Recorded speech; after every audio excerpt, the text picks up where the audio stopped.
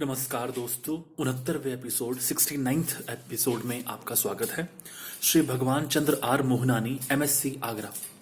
पहला, वर्ष 1964 की बात है। स्वामी लीलाशाह महाराज जी आगरा आए हुए थे तथा श्री कृष्ण गौशाला में विराजमान थे।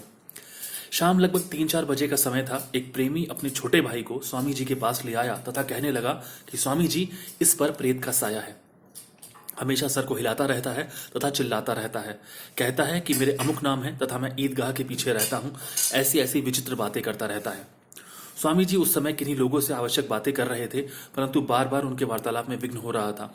इस कारण वे उस लड़के के पास गए तथा उसे कहने लगे, सच सच बताओ कि तुम्हें प्रेत का साया है या सिर्फ नाटक कर रहा है या तुझे कुछ और चाहिए। अगर सच नहीं बताएगा तो तेरा बुरा हाल करूंगा। लड़के पर प्रेत का साया हो तो वह कुछ बोले, वह तो सिर्फ सिर हिला रहा था व चिल्ला रहा था।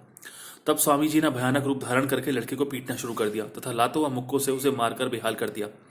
स्वामी जी स्वयं भी पसीना पसीना हो गए तथा श्री वीरभान उन्हें पंखे से हवा करने लगा।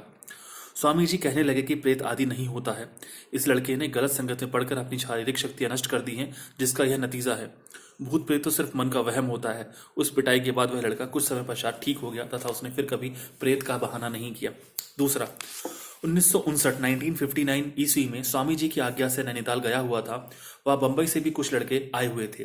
हम सबने पहाड़ की चोटी पर जाकर वह स्थान देखने का विचार किया। स्वामी जी से आज्ञा लेकर जाने की तैयारी कर रहे थे कि अचानक धुंध फैल गई, जिस कारण पहाड़ों की चोटी देखी तक नहीं जा सकती है। अतः हम निराश होकर वापस कमरे में आ गए। स्वामी जी ने पूछा कि क्यों, अभी तक गए नहीं? हमने कहा कि जबरदस्त धुंध छा गई है। स्वामी जी ने कहा कि जाओ जाओ, चिंता मत करो, आसमान साफ हो जाएगा। मैंने ये बात अपने साथियों को बताई। सबने कमरे से बाहर आकर देखा तो 5 मिनट के भीतर आसमान बिल्कुल साफ हो गया। यह चमत्कार देखकर सभी आश्चर्यचकित हो गए।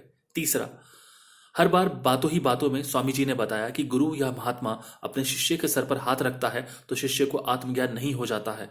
आत्मज्ञान प्राप्त करने के लिए तो सच्ची लगन की आवश्यकता होती है। गुरु तो केवल मार्ग दिखाता है, उस पर चलना साधक का काम है। हमारी शादी है वीर। चौथा, स्वामी जी से अंतिम मुलाकात स्वामी जी के ब्रह्मलीन होने के कुछ दिवस पहले 27 अक्टूबर 1973 को आदिपुर में हुई। वहां 4 दिनों तक उनके प्रवचनों का लाभ प्राप्त किया। 28 अक्टूबर को स्वामी जी ने फरमाया कि कोई प्रेमी आकर कहता है कि महाराज, आज तो मुझे ख्वाब में प्रभु के दर्शन हुए। बल्हारी जाऊं प्रभु रामचंद्र पर श्री रामचंद्र के साथ माता सीता भी विराजमान थी। अरे भाई, इससे तो कुछ होने वाला नहीं है। ख्वाब में राम के दर्शन करो या कृष्ण के, परंतु उससे क्या लाभ? आपने तो ख्वाब में दर्शन किए, परंतु अर्जुन के सामने साक्षात कृष्ण भगवान खड़े थे तो भी वह रो रहा था। उसका दुख तब दूर हुआ जब उसे ज्ञान हुआ। 29 अक्टूबर को स्वामी जी ने अपने प्रवचनों में फरमाया कि 2 पक्षी हैं, एक खा पीकर उड़कर प्रसन्न व अप्रसन्न होता है तथा दूसरा आनंद में शांत बैठता है। दूसरा पक्षी है आत्मा, जो हमेशा शांत है, परंतु पहला उसकी परछाई है जो दर्पण के हिलने से उड़ने का अनुभव करता है। 30 अक्टूबर वाले उपदेश में फरमाया कि संसारी मायाजाल के कारण अगर ईश्वर को छोड़ना पड़े तो उसे छोड़ना नहीं चाहिए, परंतु अगर ईश्वर के लिए संसार को छोड़ना पड़े तो उसे छोड़ देना चाहिए। जब ईश्वर को नहीं छोड़ोगे तो संसार को भी छोड़ नहीं सकते, क्योंकि हर स्थान पर ईश्वर ही तो है। कस्तूरी नाभि बसे हिरण ढूंढे बन माही। जिसे ढूंढ रहे हो वह तुम स्वयं हो। उसे इधर उधर ढूंढने के लिए व्यर्थ क्यों भटक रहे हो? स्वामी जी से मैंने एक प्रश्न पूछा कि यह विश्वास कैसे किया जाए कि अगला जन्म है या आने वाला जन्म है। स्वामी जी ने उत्तर दिया कि जो कार्य जिसे पहली बार सिखाया जाता है वह उसे करता है, परंतु एक छोटा नवजात शिशु माता का दुग्ध पान करता है तो उसे वह कार्य कौन सिखाता है? इससे सिद्ध होता है कि उसे पूर्व जन्म के संस्कार ऐसा करवाते हैं। स्वामी जी के प्रवचनों को सुनने वालों में अमीर गरीब छोटे बड़े का कोई भेद नहीं होता था। यदि कोई बड़ा अमीर अमलदार व शाहूकार सत्संग में देरी से आता था तो उसे स्वामी जी कहते थे, भाई वहीं बैठकर सत्संग सुनो। 5वां, 31 अक्टूबर प्रातःकाल का समय था। हम कमरे में सोए हुए थे तो हमें उठाकर बताया गया कि रात को स्वामी जी की तबीयत बहुत खराब थी तथा वे बिल्कुल नहीं सो पाए थे। श्री वीरभान कार लेने के लिए सेठ टहलराम के पुत्र के पास गया है, क्योंकि स्वामी जी पालनपुर जाना चाहते हैं। स्वामी जी हर वर्ष की भांति सेठ टहलराम की बरसी पर आदिपुर में आए हुए थे तथा कार्यक्रम में शामिल हुए थे, परंतु स्वास्थ्य ठीक न होने के कारण उनके टेप किए हुए प्रवचन ही प्रेमियों को सुनाए गए। हम इंतजार कर रहे थे कि इतने में कार आ गई। स्वामी जी कार की पिछली सीट पर आराम से लेटे हुए थे।